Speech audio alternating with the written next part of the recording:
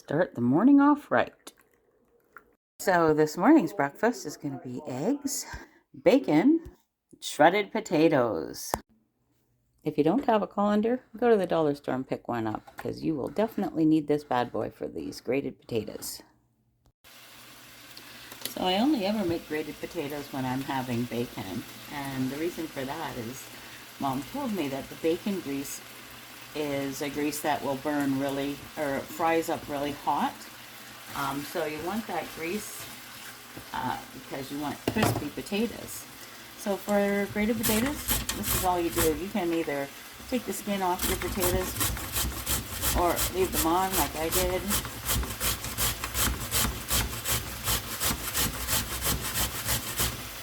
And you just grate all of your potatoes, and then you're going to let them sit until your bacon is done. So I've got 3 potatoes grated here. Some people will choose to take a tea towel and put the potato in the tea towel and wring all of the starch water out of there. I never do that. If you do that, you will get a crispier potato, but for me, I just prefer not to do that. And I guess that's because Mom never did it.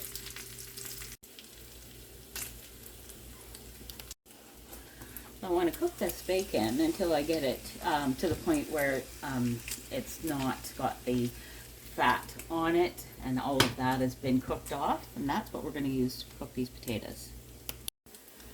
Okay, the bacon is just about where I want it here, and I have a lot of bacon grease here, and I'm just going to pull the bacon off to the side. I may even take it out of the pan if it starts to get too crispy, but what I'm going to do is just put the potatoes right in.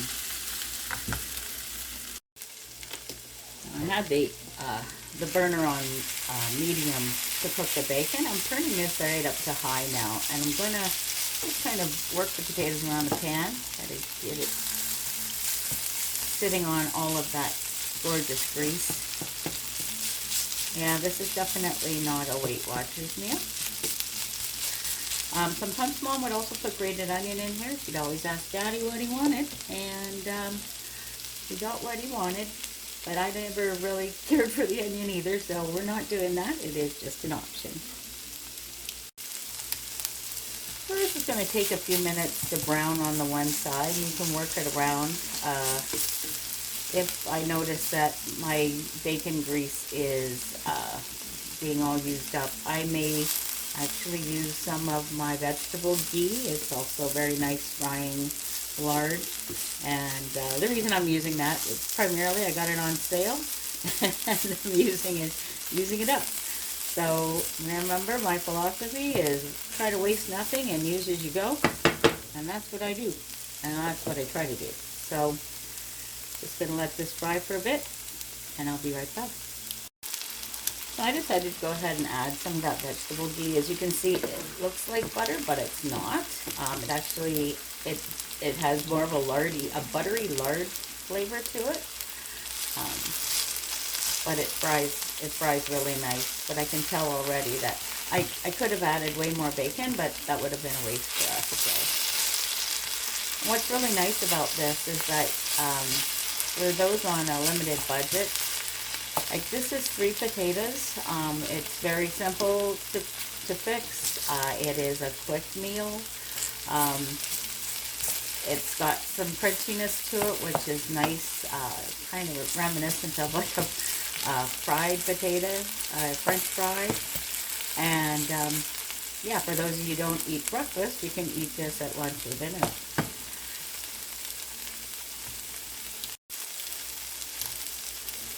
I'm just going to start to flip this over. Yeah, in my house when I was a kid, the big breakfasts were on the weekend, and I've kept that tradition. During the week, we generally just have a piece of toast or an egg on toast. But on the weekend, I like the full meal deal. And my dad was the king of the household.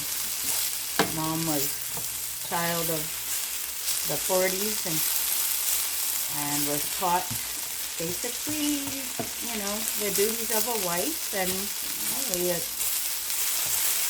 was how I was raised.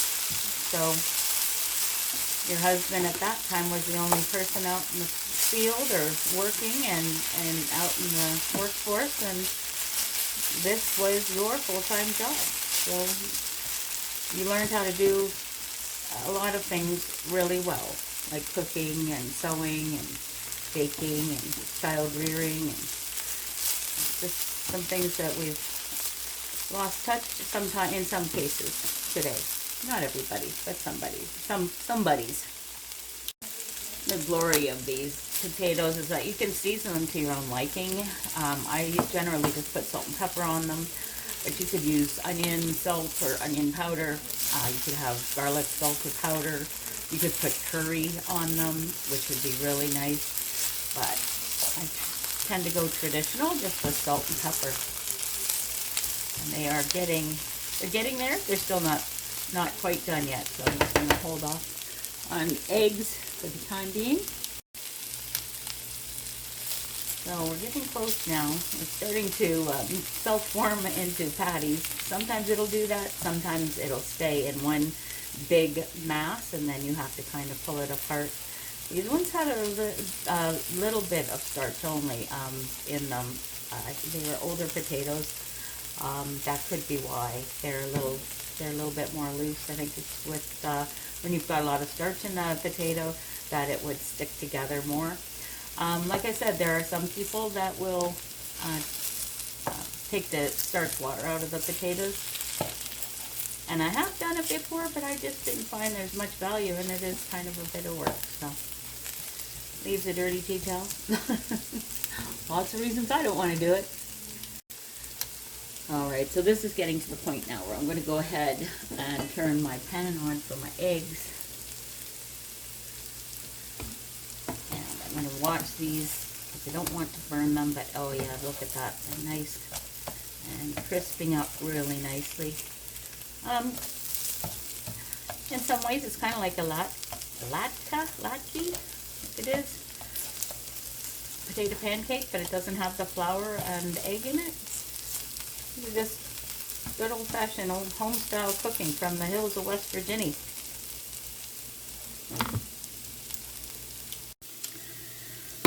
Alright, time for the eggs. Hubs only eats eggs generally on the weekends, and he likes two. I'm a one-egger person. He likes two, so I'm going to get those on.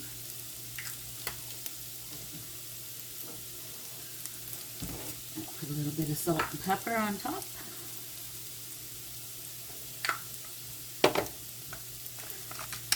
Some people prefer to do the salting and peppering at the table. It's not how my mama did it. It's not how I do it.